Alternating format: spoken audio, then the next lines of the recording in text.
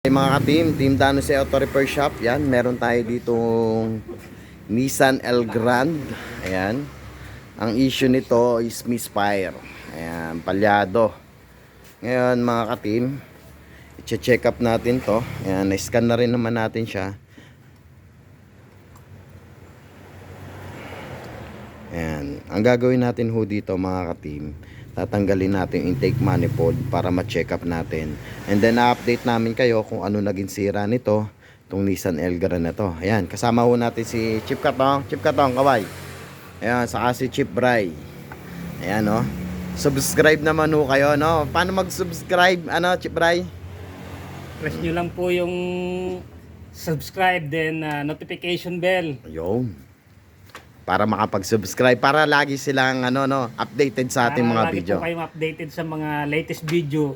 Yung Para mapanood nyo po yung mga iba't ibang klase ng trouble. Yung puro trouble ho kasi kami rito.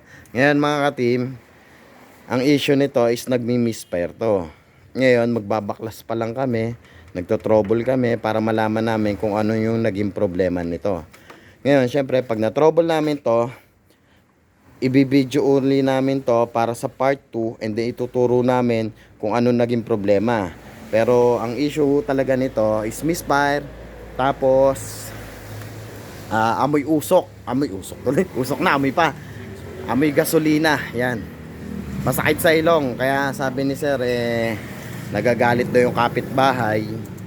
Kasi nga daw is amoy gasolina. Sobrang tapang talaga ho ng gasolina. Ayan mga ka-team, at subaybayan nyo po ang aming part 2 para maituro namin kung ano ang problema nito. Ayan, magbabaklas muna kami ng intake manifold, throttle body. Ayan, B6 nga palang makina nito ha. Okay mga ka-team, at maraming salamat. At kami muna ay magto-trouble. And then bibigay namin sa inyo kung ano naging issue nitong Nissan Elgrand na matagal nang hindi nagagawa. Ayan. Okay. O, paalam na kayo mga ka-team. Okay, yan o. Maayos ba natin yan? Maayos daw. Ayan. Thank you mga ka-team. Maraming salamat sa suporta sa Team Danos Auto Repair Shop. Paalam. Kaching.